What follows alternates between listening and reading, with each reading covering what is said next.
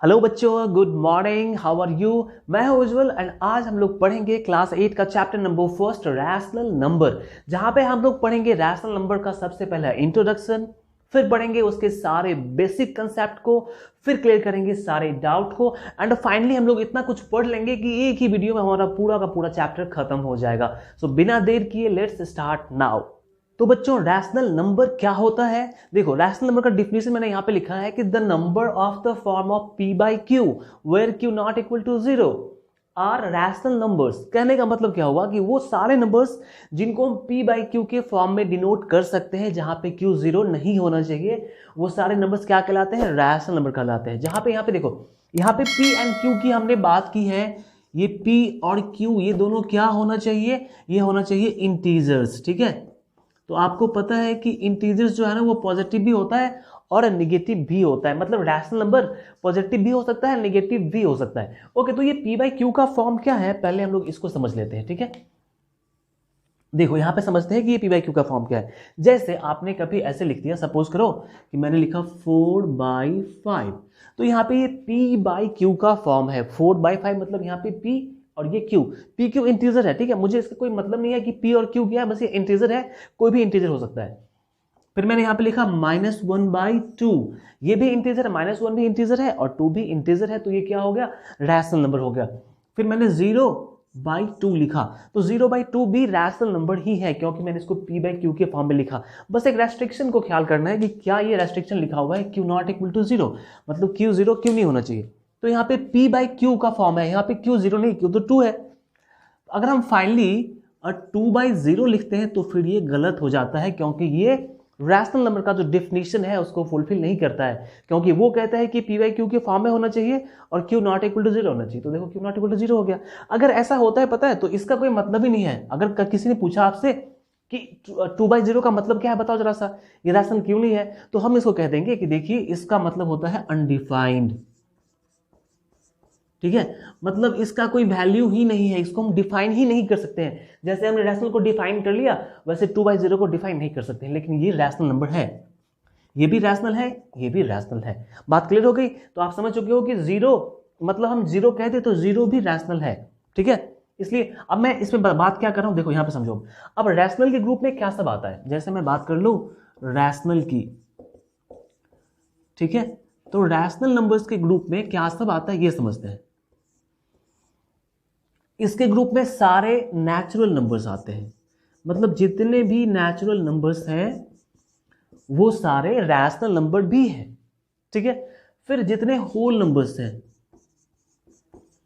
Whole numbers, जितने भी whole numbers हैं वो सारे नंबर रैशनल नंबर है। और फिर जितने इंटीजर्स हैं ये सभी रैशनल नंबर है। तो यहां पे आप बात समझ चुके हो कि रैशनल नंबर के ग्रुप में नेचुरल नंबर, होल नंबर और इंटीजर भी आता है। इसके साथ साथ एक इसमें और भी आता है जो फ्रैक्शन की बात कर लेते हैं। ठीक है, जिसको हम लोग क्या कहते हैं? फ्रैक्शन। फ्रैक्शन को बेटा हम लोग पता है क्या कहते हैं? नॉन इंटीग्रल नंबर कहते हैं। ठीक है, फ्रैक्शन को ही क्या कहते हैं? तो मैं यहां पे लिख देता हूं फ्रैक्शन, आपको समझ में भी नहीं आए तो जितने भी फ्रैक्शंस हैं एंड डेसिमल्स हैं,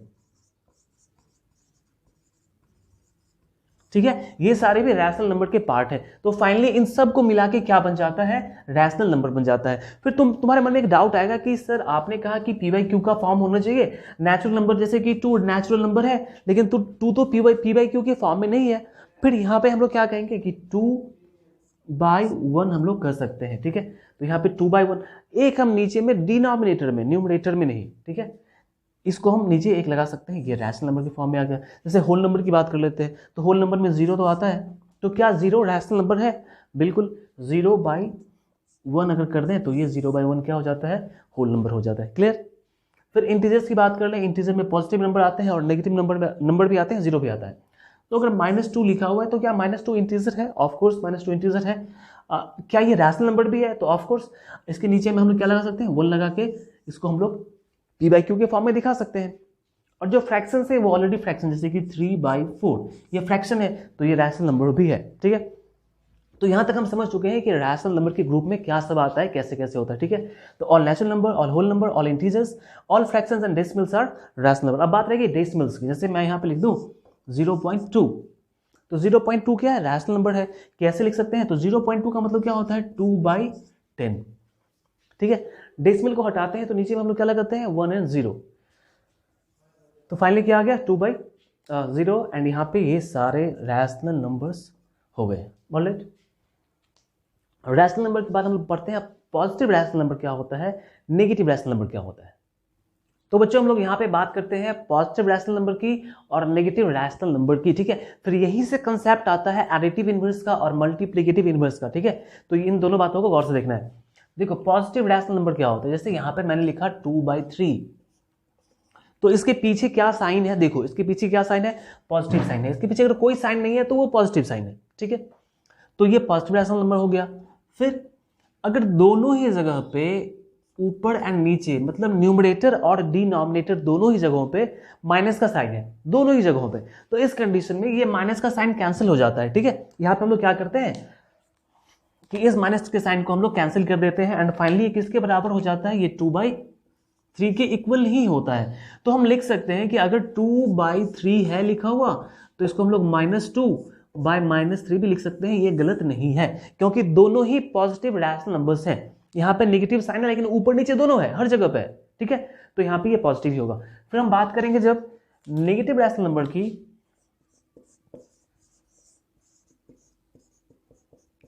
नेगेटिव रैशनल नंबर्स। ठीक है, तो नेगेटिव रैशनल नंबर में क्या होगा कि देखो या तो न्यूमरेटर में नहीं तो डिनोमिनेटर में। ठीक है, रैशनल जैसे पी बाई क्यू के फॉर्म में होता है तो पी होता है न्यूमरेटर और क्यू होता है डिनोमिनेटर। तो यहाँ पे किसी एक के पास, जैसे कि मैं यहाँ पे लिख दूं 5/4, तो अभी ये पॉजिटिव है। अब किसी एक के पास में माइनस का साइन हो, चाहे वो न्यूमरेटर हो या फिर वो डिनोमिनेटर हो। ठीक है, तो वो नेगेटिव रैशनल नंबर ही होता है। फिर दूसरा रैशनल नंबर मैं यहाँ पे 3/-4 कर दूं, यहाँ भी माइनस का साइन है। यहाँ पे ऊपर था तो भी नेगेटिव, नीचे है तो भी नेगेटिव। ठीक है, और कहीं कहीं पे मे भी ऐसे लिखा हुआ रहता है -2/3। अब ना ये ऊपर है और ना ही नीचे है, मतलब बिल्कुल बीच में है, जो फ्रैक्शन वाला जो हमारा लाइन होता है जस्ट उसके सामने। तो यहाँ भी कोई बात नहीं है, सिर्फ चेक करना है कि सिर्फ एक ही नेगेटिव का साइन होना चाहिए। तो ये नंबर कैसा हो जाएगा, नेगेटिव रैशनल नंबर हो जाएगा। ओके, कुछ लोग यहाँ पे कंफ्यूज करेंगे ऐसे कि -2/3, तो यहाँ पे एक्चुअली यहाँ पे हमको थोड़ा सा कैलकुलेट करके देखना पड़ेगा कि फाइनली साइन क्या आता है।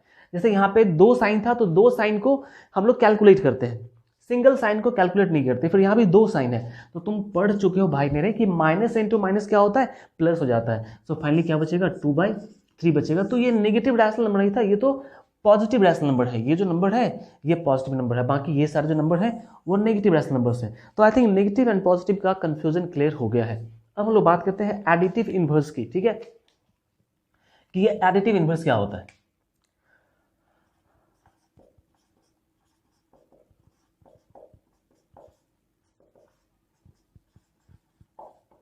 एडिटिव इनवर्स में जरा सा गौर से समझना मैं क्या समझा रहा हूं। ठीक है, हम बात करते हैं अपोजिट साइंस की। ठीक है, अपोजिट साइंस मतलब वो एस विज्ञान की बात नहीं, साइन मतलब SIGN।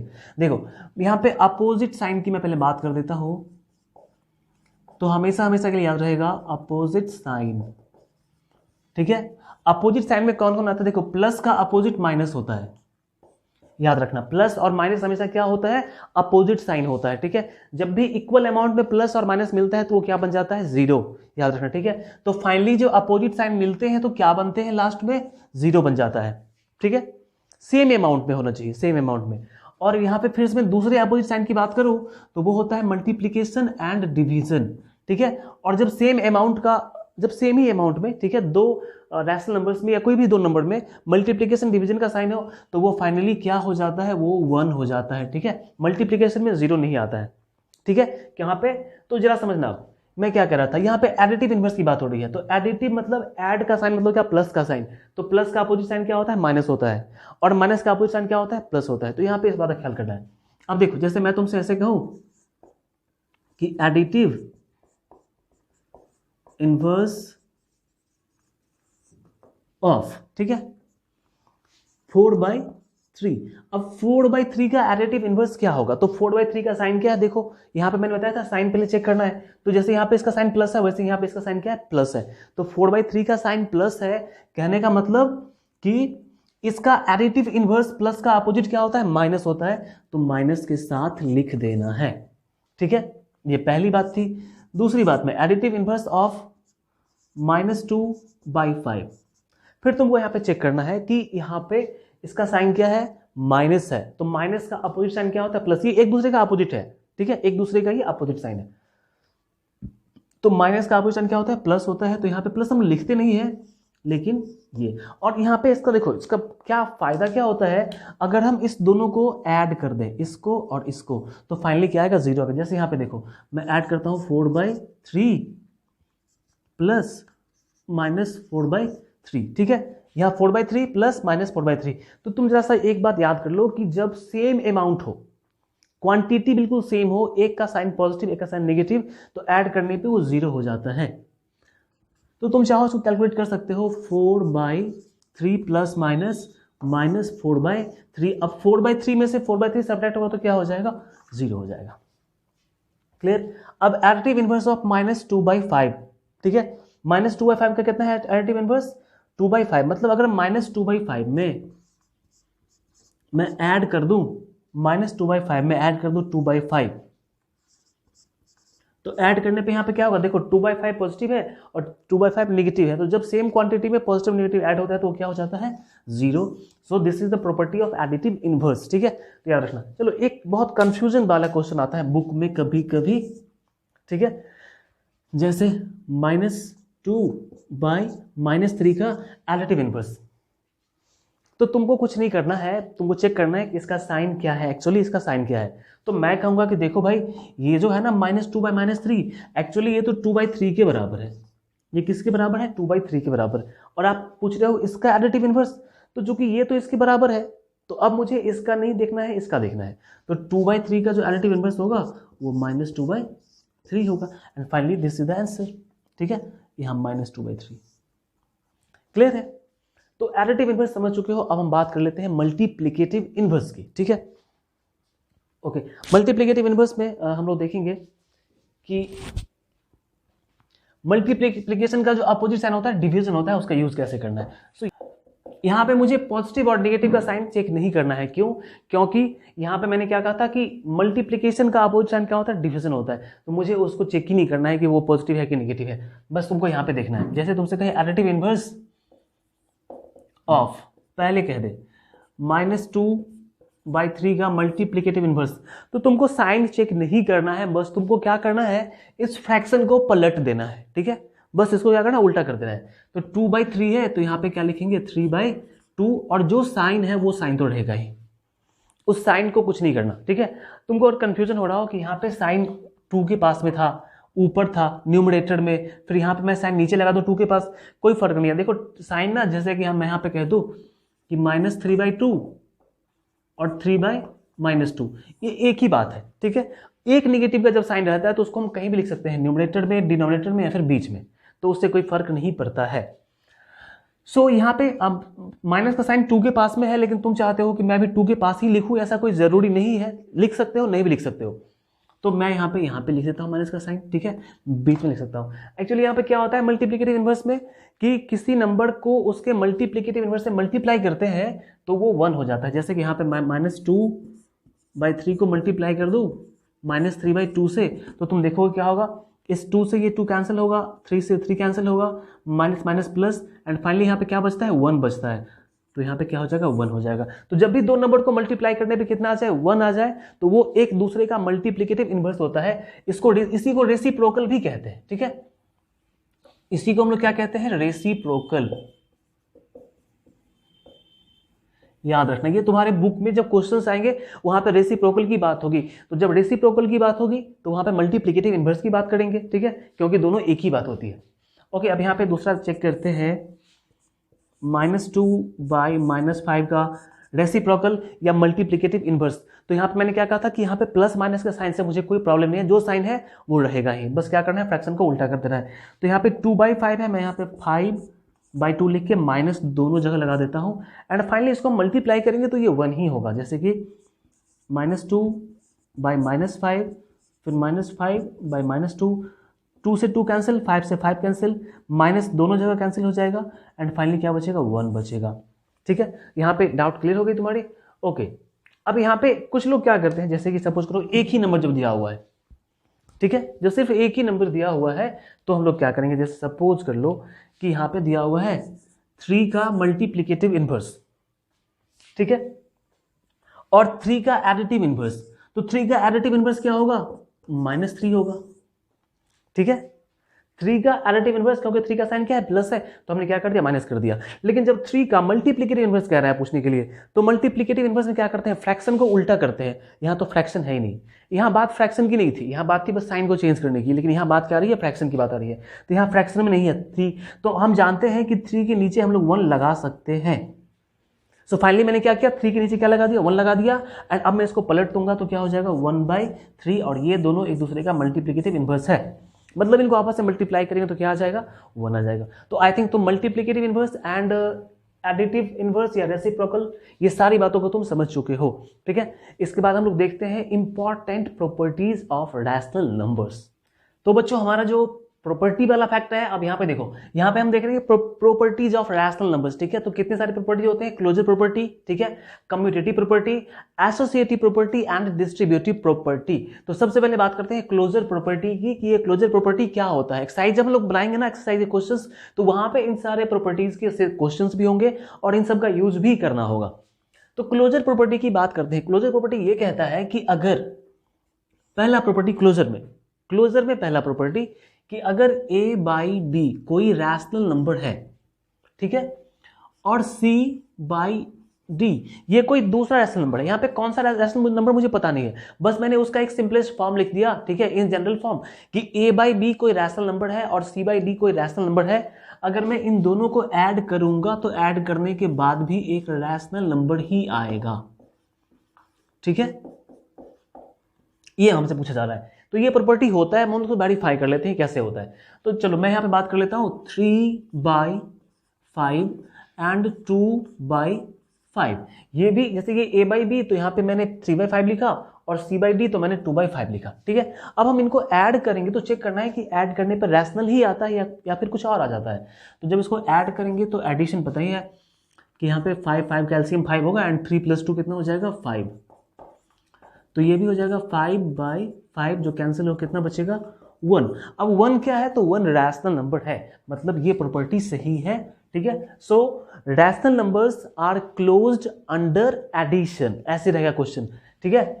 ट्रू फॉल्स में रह सकता है, ठीक है, या फिल इन द ब्लैंक्स में रह सकता है। तो हम कह सकते हैं कि rational numbers are closed under addition. Okay, दूसरा प्रॉपर्टी कि अगर a/b कोई रैशनल नंबर है और c/d कोई दूसरा रैशनल नंबर है, अगर मैं इन दोनों को सब्ट्रैक्ट करता हूं तो फिर एक रैशनल नंबर ही आना चाहिए। तो बिल्कुल सही बात है, रैशनल नंबर ही आएगा। मैं बस इसको चेक कर लेता हूं, फिर से यही रहने देते हैं, 3/5 - 2/5, क्योंकि यहां पे क्या करना है, सब्ट्रैक्ट करना है। तो जैसे ही सब्ट्रैक्ट करेंगे तो एलसीएम 5 हो जाएगा एंड 3 - 2 1/5। 1/5 रैशनल नंबर है, मतलब ये प्रॉपर्टी भी सही है। सो हम कह सकते हैं कि rational numbers are closed under subtraction. And the third property closure का, कि अगर a/b कोई रैशनल नंबर है, इसको हम c/d से मल्टीप्लाई करते हैं, जहां पे c/d कोई दूसरा रैशनल नंबर है, तो यहां पे मल्टीप्लाई करने पे भी जो आएगा वो रैशनल नंबर ही होगा। तो फिर से हम लोग चेक कर लेते हैं कि ऐसा होता है या फिर नहीं होता है। तो मैं यहाँ पे कोई नंबर ले रहा हूँ 9/5, ठीक है, और मैं यहाँ पे कोई नंबर ले रहा हूँ 15/3, ओके, और मैं क्या करता हूँ, इसको मल्टीप्लाई करता हूँ। तो आपको पता है कि यहाँ पे कैंसिलेशन होगा, 5 से 3 टाइम्स 15 कैंसिल होगा और 3 से 9 टाइम्स 3 कैंसिल होगा। तो नीचे में क्या बचता है, 1 ही बचा हुआ रहता है। ओके, सो यहाँ पे मैं ब्लैक से लिख देता हूँ ताकि डार्क दिखाई पड़े आपको। और यहाँ पे 5 × 1 = 5, 5 × 3 = 5, ठीक है, नीचे 1 बचता है। तो 3 × 3 = 9 आ गया, लेकिन 9 हम 1 भी लिख सकते हैं, नीचे वाला 1 हम लिख सकते हैं, नहीं भी लिखेंगे तो कोई फर्क नहीं है, क्योंकि 9 खुद में एक रैशनल नंबर ही है, ठीक है। मैंने क्या कहा था कि सारे नेचुरल नंबर रैशनल नंबर ही होते हैं, तो 9 क्या है, नेचुरल नंबर है, ये होल नंबर भी है, ये इंटीजर भी है और ये रैशनल नंबर भी है, तो ये रैशनल नंबर भी होगा। ओके, अब हम बात कर लेते हैं इसकी चौथे प्रॉपर्टी की। तो हम कह सकते हैं कि rational numbers are closed under multiplication, ठीक है। अब फिर जो लास्ट इसमें है कि अगर a बाई डी कोई रैशनल, a बाई बी कोई रैशनल नंबर है और c बाई डी कोई दूसरा रैशनल नंबर है, अगर मैं इनको डिवाइड करता हूं तो भी आना चाहिए रैशनल नंबर ही आना चाहिए। तो फिर हम लोग चेक कर लेते हैं। यहाँ पे मैं ले लेता हूँ 9/5, फिर से वही नंबर, और मैं इसको डिवाइड कर देता हूँ 3/15 से। तो आपको पता है कि 9/5 तो सही है, और डिवाइड को जब हम लोग मल्टीप्लाई करते हैं तो ये फ्रैक्शन ऊपर नीचे हो जाता है, पलट जाता है। तो 15 ऊपर एंड 3 नीचे। और फिर यहाँ पे कैंसिल कर सकते हैं हम लोग। 5 से हम लोग कितना कैंसिल करेंगे, 5 से 3 टाइम्स, फिर से मैंने रेड से लिख दिया, सॉरी फॉर दैट। 5 से 3 टाइम्स और फिर 3 से 9 टाइम, तो फिर यहाँ पे 1 बचा हुआ नीचे में। तो 3 3 9/1 चाहो तो लिख दो, नहीं तो नहीं लिखो। तो फिर हमने क्या देखा कि जब दो रैशनल को डिवाइड करते हैं तो फाइनली क्या आता है, रैशनल ही आता है। सो ये प्रॉपर्टी भी सही है। सो फाइनली हम लोग कह सकते हैं कि rational numbers are closed under division. तो यहाँ पे ये क्लोजर का चारों मैथमेटिकल साइन के लिए प्रॉपर्टी सही होता है। इसके बाद बात करते हैं कम्यूटेटिव प्रॉपर्टी का। तो बच्चों हमारा जो दूसरा प्रॉपर्टी है रैशनल नंबर्स का वो है कम्यूटेटिव प्रॉपर्टी, ठीक है। तो ये सारी बातें पहले से ही लिखा हुआ है, इसी का हम लोग यूज कर लेते हैं। कम्यूटेटिव का मतलब क्या होता है समझ लेते हैं। जैसे यहाँ पे समझो, यहाँ पे एक ब्लैक मार्कर है और ये रेड मार्कर है, ठीक है। अगर मुझे इन दोनों को ऐड करना हो तो पहले मैं ब्लैक लिखूं फिर रेड लिखूं, या फिर मैं पहले रेड लिखूं और ब्लैक लिखूं, उससे कोई फर्क नहीं पड़ता है, ठीक है। तो चेक करना है कि फर्क पड़ता है कि नहीं पड़ता, ये हमको चेक करना है। तो कम्यूटेटिव प्रॉपर्टी हर जगह पे होल्ड नहीं करता है, तो मुझे चेक करना पड़ेगा कि ये कहां कहां पे होल्ड करता है। तो कम्यूटेटिव का मतलब क्या हुआ, क्रम को बदल देना, ठीक है। जैसे ए बी है तो पहले हम बी और फिर बाद में ए लिखें, ऐसे चेक करना है। तो यहां पे हम देखो बात करते हैं, यहां पे क्या सब होगा। अगर ए बाई बी कोई रैशनल नंबर है, ए बाई बी कोई रैशनल नंबर है और सी बाई डी कोई दूसरा रैशनल नंबर है, तो पहले मैं इनको ऐड करूं या फिर मैं ऐसे ऐड कर दूं, सी बाई डी को पहले ऐड करूं और ए बाई डी को बाद में लिखूं और फिर उनको ऐड करूं, तो कोई फर्क नहीं पड़ता, ये बराबर ही होता है, ठीक है। तो इसको चेक करते हैं कि ये बराबर होता है या फिर नहीं होता है। तो यहां पे हम लोग चेक करते हैं। देखो मैं क्या करता हूं, ले लेता हूं 2/5, फिर मैं ले लेता हूं 3/5, ठीक है। और फिर मैं इसको पलट देता हूं, मतलब पहले आप लिखता हूं 3/5 और फिर लिखता हूं 2/5 और ऐड करके देखते हैं कि क्या रिजल्ट सेम आता है या फिर नहीं आता है। तो जब हम इसको ऐड करेंगे तो 5 5 का एलसीएम 5 ही हो जाएगा। यहाँ पे 2 + 3 5/5 = 1। तो यहाँ पे रिजल्ट हमारा 1 आ गया। यहाँ पे चेक करते हैं, यहाँ भी 5 5 का एलसीएम 5 ही होने वाला है, और यहाँ पे 3 + 2 5 होता है, 5/5 = यहाँ पे क्या आ गया, 1 आ गया। तो दोनों ही केसेस में रिजल्ट सेम आ रहे हैं। तो इसका मतलब ये है कि हम पहले इसको लिखें फिर बाद में इसको लिखें, या फिर पहले इसको लिखें बाद में उसको लिखें, ठीक है। मतलब एक्सचेंज करके हम लोग ऐड कर सकते हैं। सो a/b + c/d = c/d + a/b possible है। तो closure property commutative property addition के लिए होल्ड करता है, ठीक है। अब बात करते हैं सब्ट्रैक्शन के लिए कि क्या यहाँ पे a/b - c/d जो है ना, ये c/d - a/b के बराबर होता है या फिर नहीं होता। अभी मैं साइन लिखूंगा नहीं, पहले चेक करना है कि होता है कि नहीं होता है। मेरे हिसाब से नहीं होता है बस, लेकिन चेक करना है हम लोगों को। क्लियर है बात यहाँ पे। तो इसी को हम लोग माइनस साइन में कन्वर्ट कर देते हैं, यहीं से बस क्या करते हैं, माइनस साइन में कन्वर्ट कर देते हैं। सब कुछ यही लिखा हुआ रहेगा एंड कोई प्रॉब्लम नहीं होगी।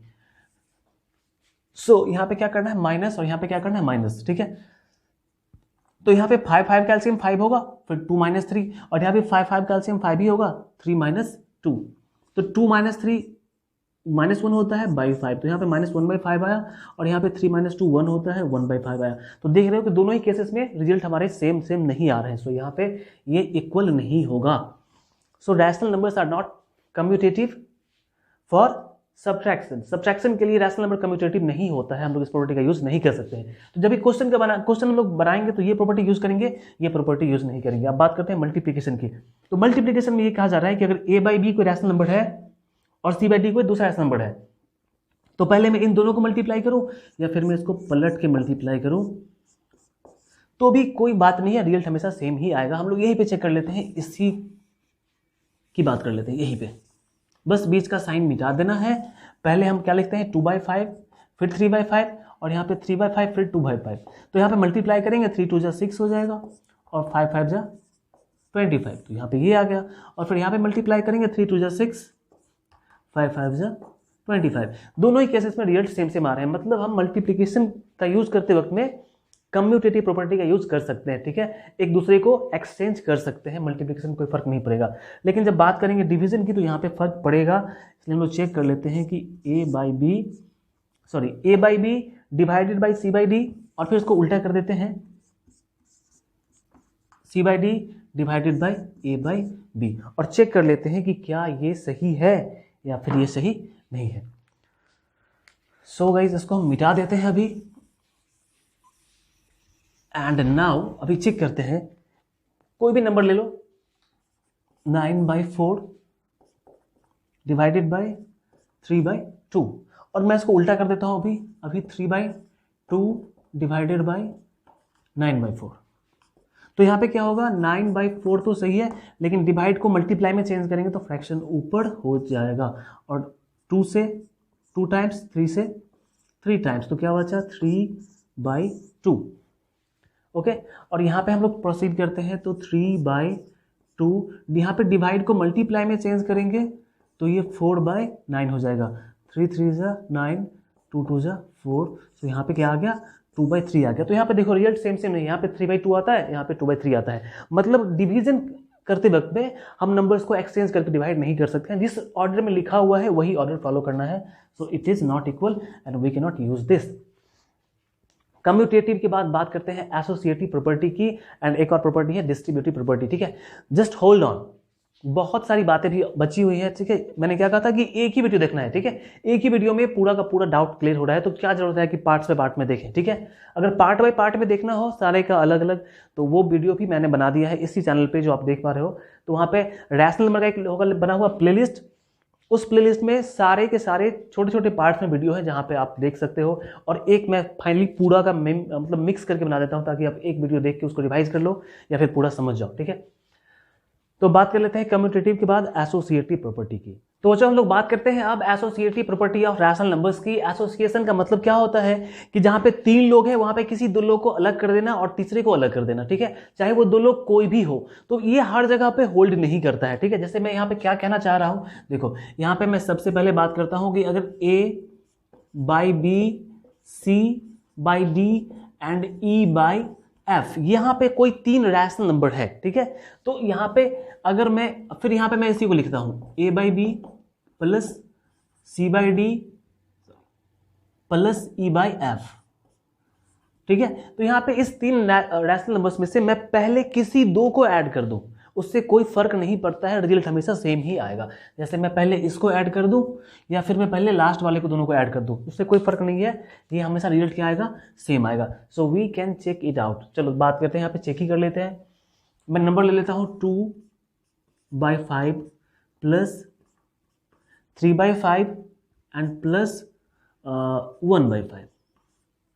ओके, तो यहाँ पे देखो यहाँ पे क्या आता है रिजल्ट हमारा फाइनली। पहले हम इसको ऐड करते हैं, पहले हम इसको ऐड कर लेते हैं।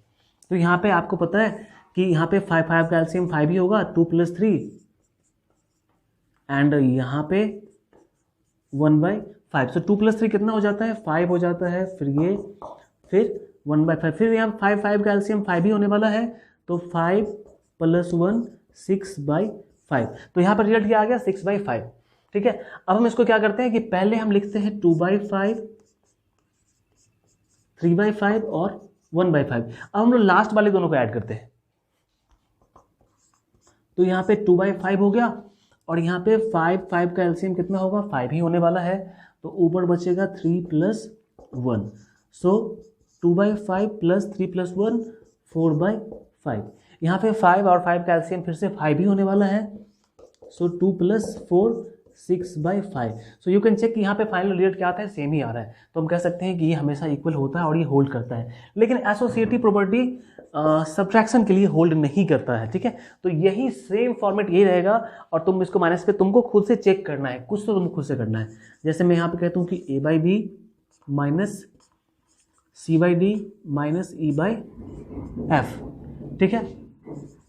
फिर मैं a by b minus c by d minus e by f, तो यहाँ पे क्या करना है, देखो नेगेटिव वाले में यहाँ पे होल्ड नहीं करता, यहाँ मतलब पहले तुम किसी दो को सब्ट्रैक्ट नहीं कर सकते हो, यहाँ पे अगर ऐसा करेंगे तो ये इक्वल नहीं आएगा, ठीक है। अब ये मैं वर्क छोड़ रहा हूँ तुम्हारे लिए, तुम यहाँ पे ये नंबर लिखा हुआ है, बस प्लस को माइनस में चेंज करो और चेक करके देखो, तुमको बहुत खुशी होगी ये जान के कि ये इक्वल नहीं होता है, ठीक है। So I leave something for you, कुछ मैं तुम्हारे लिए भी छोड़ता हूँ। ओके, नेक्स्ट थिंग मल्टीप्लीकेशन की बात करते हैं। तो फिर मल्टीप्लीकेशन में हम जैसे चाहें वैसे मल्टीप्लाई कर सकते हैं, ठीक है। मैंने इन्हीं तीनों को लिखा फिर से, फिर मैं लिखता हूं a by b, c by d and e by f. अब यहाँ पे मल्टीप्लीकेशन में मैं किसी दो को पहले मल्टीप्लाई कर सकता हूँ, उससे कोई फर्क पड़ने वाला नहीं है। सो मैं पहले इस दोनों को मल्टीप्लाई कर देता हूँ, फिर इस दोनों को मल्टीप्लाई कर देता हूँ, और फाइनली पता चलेगा कि ये इक्वल ही होता है। You can check by doing this, ठीक है। ये काम कर लो, बस यही फॉर्मेट रखो, ठीक है। मैं बार बार कर रहा हूँ, ये जो फॉर्मेट है बस यहाँ पे तुमको चेक करना है, ये फॉर्मेट यहाँ पे और ये फॉर्मेट यहाँ पे। बस मैं जहाँ पे साइन चेंज कर रहा हूँ, तुम्हें साइन यहाँ पे माइनस था, यहाँ माइनस कर लो प्लस की जगह पे, यहाँ पे यहाँ पे मल्टीप्लिकेशन में होता है, होता है ये, ठीक है, सॉरी फॉर दैट। तो यहाँ पे दोनों ही जगह पे चेक कर सकते हो, तुम माइनस का साइन लेके चेक कर लो, मल्टीप्लाई का साइन लेके चेक कर लो, एंड फाइनली डिवाइड का साइन लेके भी चेक कर लो। डिवाइड में भी ना देखो, डिवाइड में भी मतलब ये पॉजिटिव मतलब प्लस में होता है और मल्टीप्लाई में होता है, फिर माइनस और डिवाइड में नहीं होता है। जैसे कि मैं कह दूं कि a by b divided by c by d divided by e by f, और फिर a by b divided by c by d divided by e by f. तो यहाँ पे किसी दो को हम पहले डिवाइड नहीं कर सकते हैं, जिस ऑर्डर में लिखा हुआ है उसी ऑर्डर को फॉलो करना है। तो यहाँ पे पहले हम इसको डिवाइड कर लें और पहले उसको डिवाइड कर लें, तो यहाँ पर रिजल्ट सेम नहीं आएगा। You can check by doing the same thing, बस यहाँ पे साइन प्लस को क्या करना है, डिवाइड में चेंज कर देना है, एंड यू कैन चेक ये इक्वल नहीं आएगा। So this property is known as associative property. And the next and last property, इसके बाद भी कुछ बातें बाकी हैं अभी। तो जो लास्ट प्रॉपर्टी है हमारा वो है distributive property.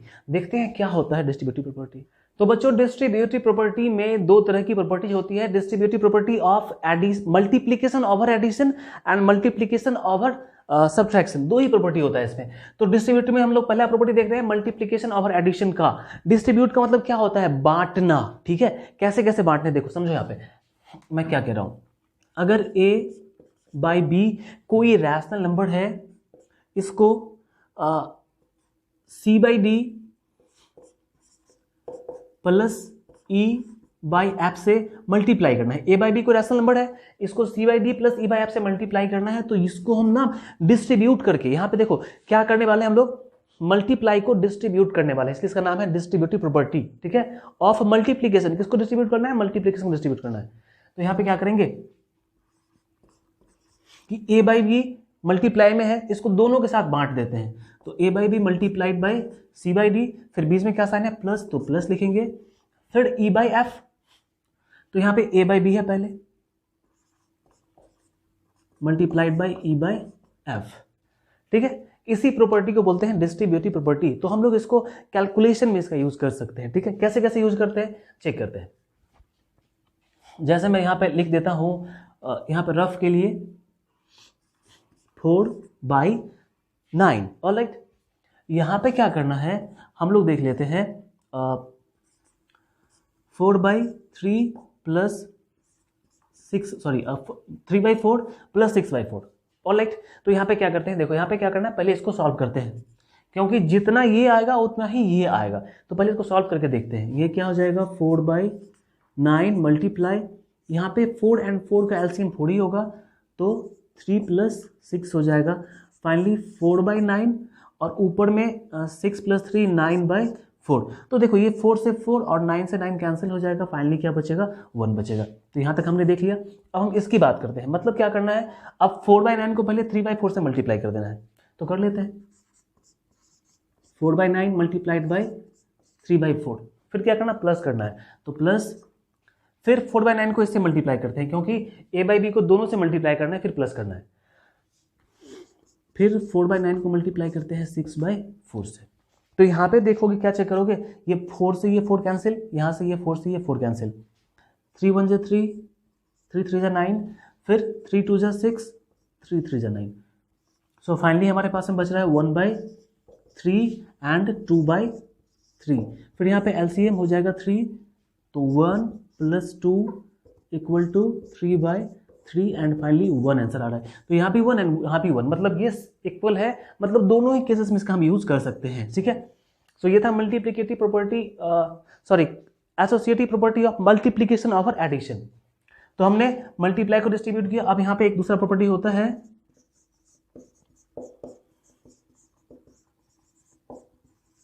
Multiplication over subtraction.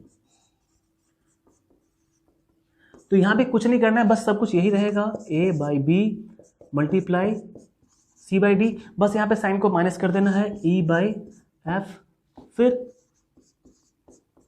a/b multiply c/d minus a/b multiply e/f। ठीक है, सो बस कुछ नहीं करना, बस यहाँ पे बीच का साइन जो है उसी को फॉलो करना है। ये दो ही प्रॉपर्टी होता है, यहाँ पे हमारा प्रॉपर्टी वाला काम खत्म हो गया। अब हम लोग बात करेंगे कि इसके जो इक्विवेलेंट रैशनल नंबर्स क्या होते हैं। ठीक है, किस तरह से जो क्वेश्चंस आएंगे हमारे पास में, उस किस तरह से क्वेश्चंस को हम लोग डील करेंगे वो जानते हैं। फिर नंबर लाइन पे कैसे रिप्रेजेंट करते हैं और दो रैशनल नंबर के बीच में कैसे नंबर्स निकालते हैं ये भी देखते हैं।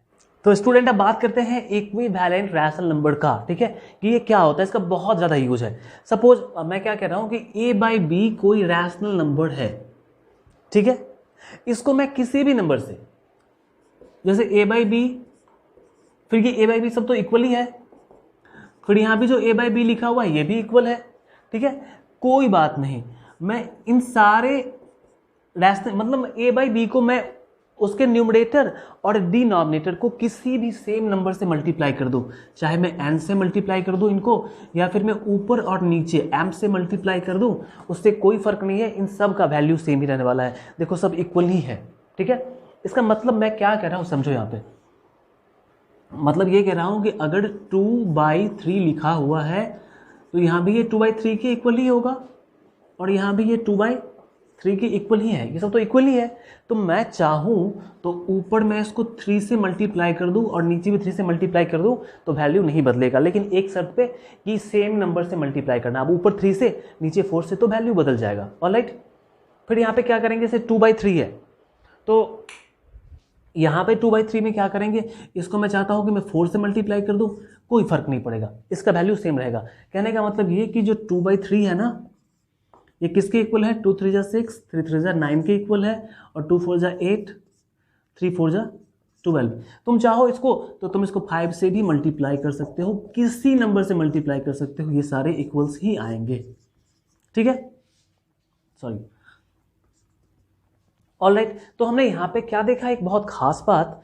ओके, अब यहाँ पे एक बात करते हैं, जैसे चेक करो, यहाँ पे एक बात समझ लो। यहाँ पे दूसरा, ये पहला प्रॉपर्टी था, दूसरा प्रॉपर्टी कि अगर a/b कोई रैशनल नंबर है तो ये फिर से a/b के इक्वल ही होगा, ये फिर से a/b के इक्वल ही होगा। तो अगर मैं इसको सेम ही नंबर से डिवाइड कर दूं तो भी कोई फर्क, जैसे मैं इसको m से डिवाइड कर दूं ऊपर नीचे, या फिर मैं इसको ऊपर नीचे n से डिवाइड कर दूं। यहाँ पे m और n क्या है, कोई भी नंबर हो सकता है, एनी कोई नंबर। तो या तो तुम ऊपर नीचे मल्टीप्लाई करो सेम नंबर से, या डिवाइड करो सेम नंबर से, कोई फर्क नहीं पड़ता। जैसे हम यहाँ पे चेक करते हैं, मैं यहाँ पे 24, ठीक है, एंड बाई 18 ले लेता हूं। तो मेरा मन करता है कि मैं इसको क्या करूं, 2 से डिवाइड कर दूं ऊपर नीचे। तो डिवाइड करने पे फिर मेरा मन कर रहा है कि मैं इसको 3 से डिवाइड कर दूं, फिर 4 से डिवाइड कर सकते हैं, 4 से 18 कैंसिल नहीं होगा।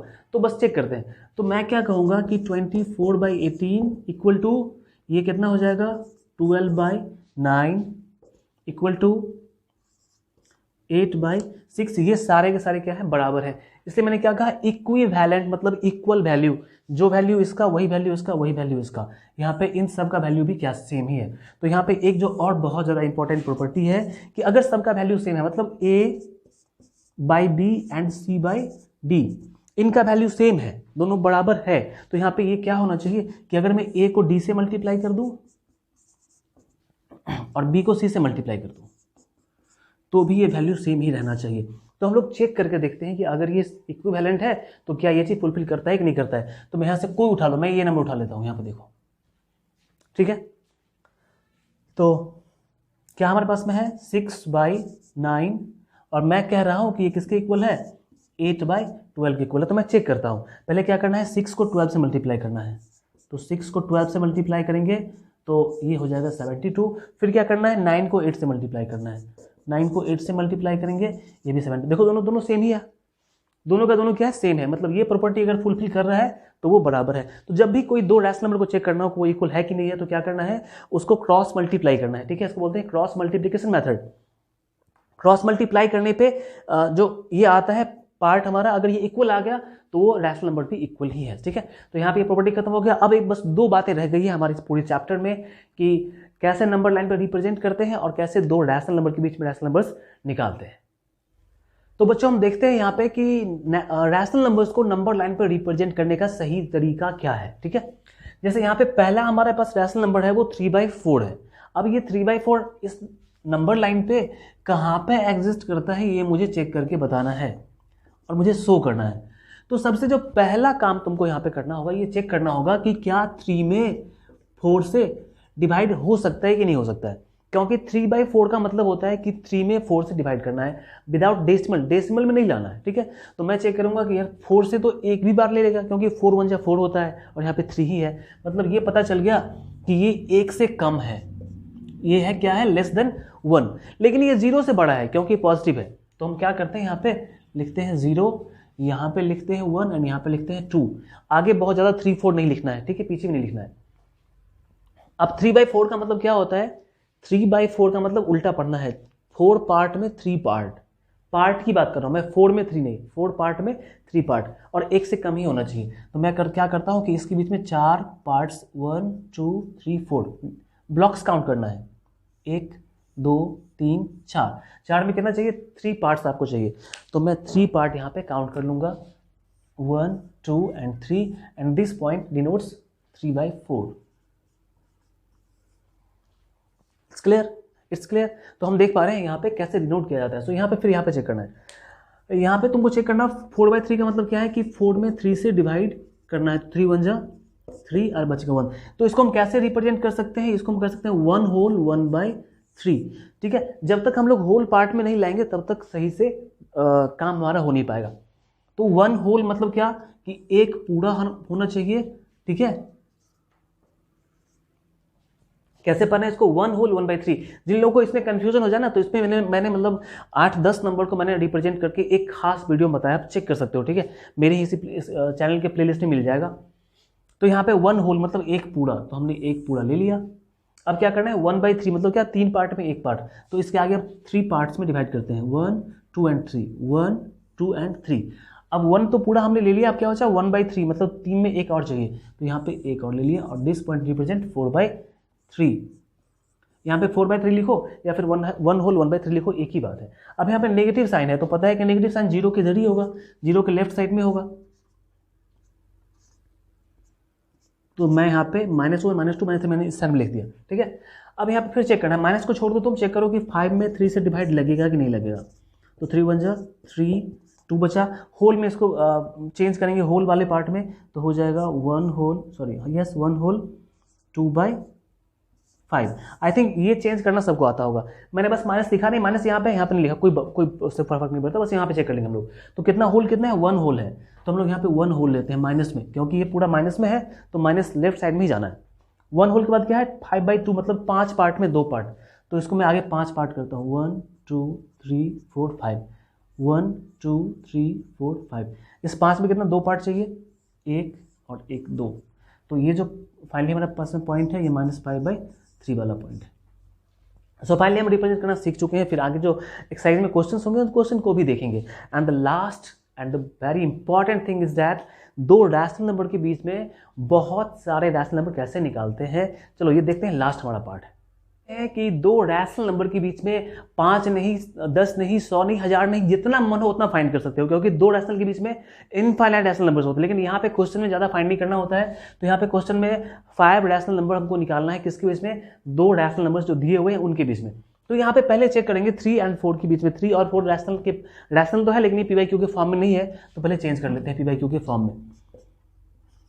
तो ये 3/1 एंड 4/1 1 हो जाएगा। जब भी डिनोमिनेटर सेम रहे तो तुम क्या चेक करो, न्यूमरेटर को चेक करो। तो यहाँ पे ये डिनोमिनेटर 1 और 1 सेम है, तो 3 और 4 के बीच में कुछ आता है क्या? 3 और 4 के बीच में कुछ नहीं आता है, क्योंकि 3 के जस्ट बाद 4 ही होता है। तो जब बीच में कुछ भी नहीं आता है तो क्या करना है, फाइनली मैंने पढ़ाया था इक्विवेलेंट रैशनल नंबर में कि सेम नंबर से ऊपर नीचे मल्टीप्लाई कर सकते हैं, लेकिन डिनोमिनेटर यहाँ पे हमेशा सेम रखना है। तो क्या करेंगे, ऐसे नंबर से, तो जब भी बीच में एक का गैप भी नहीं है, 3 और 4 के बीच में कुछ भी नहीं है, कोई गैप नहीं है, तो अगर 5 कह रहा है रैशनल नंबर तो एक बढ़ा के 6 से मल्टीप्लाई करना है। तो मैं क्या करता हूं कि 3/1 को 6 से मल्टीप्लाई कर देता हूं, क्योंकि हमने पढ़ा था ये इक्विवेलेंट है, सिर्फ इसका कोई वैल्यू चेंज होगा नहीं। और जब मैंने इसको 6 से मल्टीप्लाई किया तो मैं 4/1 को भी 6 से ही मल्टीप्लाई करूंगा, ताकि मेरा डिनोमिनेटर सेम रहे, वो चेंज नहीं हो। ठीक है, मैं 5 से मल्टीप्लाई भी कर सकता हूं, लेकिन फिर क्या होगा, यहाँ पे 5 हो जाएगा, यहाँ पे 6 होगा। तो डिनोमिनेटर हमेशा सेम होना चाहिए। अब ये 6 3 18/6 एंड 24/6, इनके बीच में बहुत सारे नंबर्स हैं। कौन कौन से नंबर्स हैं देखो मैं बताता हूं। यहाँ पे चेक करो, 18 के बाद क्या होता है, 19/6, 20/6, 21/6, 22/6, 23/6, 1 2 3 4 5 रैशनल नंबर्स मिल गए हमारे इनके बीच में। ठीक है, तो तुम यहाँ पे इसको चाहो तो थोड़ा शॉर्ट कर सकते हो। यहाँ पे 20/6 है, इसको हम कैंसिल कर सकते हैं। ठीक है, 2 से कैंसिल हो जाएगा, फिर यहाँ ये 3 से कैंसिल होगा, फिर ये 2 से कैंसिल होगा। ठीक है, तो जो कैंसिल हो सकता है कैंसिल कर सकते हो, कोई उसमें प्रॉब्लम नहीं है। तो ये आसान था। अब यहाँ पे चेक करते हैं, यहाँ पे हमने क्या कहा, 4/3, एक काम करते हैं 4/3 नहीं, इसको 3/4 कर लेते हैं। ठीक है, अब यहाँ पे मैंने कहा सबसे पहले डिनोमिनेटर सेम है कि नहीं चेक करना है। तो यहाँ पे क्या है, 3 है, यहाँ पे 4 है, मतलब सही नहीं है ये। तो क्या करना है, यहाँ पे पहले इसको सेम करना है। तो सेम करने के लिए हम क्या करेंगे, सबसे पहला काम, इसको सेम करने के लिए जो सबसे पहला हम काम करेंगे कि डिनोमिनेटर का एलसीएम लेंगे। तो एलसीएम ऑफ 3 और 4 ये कितना हो जाएगा, 12 हो जाएगा। तुमको निकालने आता होगा ये। तो हम क्या करते हैं कि 2/3, अब मुझे डिनोमिनेटर को क्या करना है, 12 करना है, क्योंकि मैंने क्या निकाला है, एलसीएम ऑफ 3 और 4। 3 वो क्या है, डिनोमिनेटर है। तो 3 को 12 करने के लिए 4 से मल्टीप्लाई करना पड़ेगा, तो हम ऊपर भी 4 से मल्टीप्लाई करेंगे, एंड 3/4। अब इस 4 को 12 करने के लिए 3 से मल्टीप्लाई करना पड़ेगा, तो हम ऊपर भी 3 से मल्टीप्लाई करते हैं। फाइनली आ जाएगा 8/12 एंड 9/12। अब फिर मैंने कहा था कि जब डिनोमिनेटर सेम हो तो चेक करो कि न्यूमरेटर के बीच में कितने का गैप है। तो यहाँ पे गैप बिल्कुल भी नहीं है, क्योंकि 8 के बाद जस्ट क्या होता है, 9 होता है। तो जब तुमको 5 निकालना हो तो एक बढ़ा के मल्टीप्लाई करना है, मतलब इसको क्या करते हैं, 6 से मल्टीप्लाई कर देते हैं।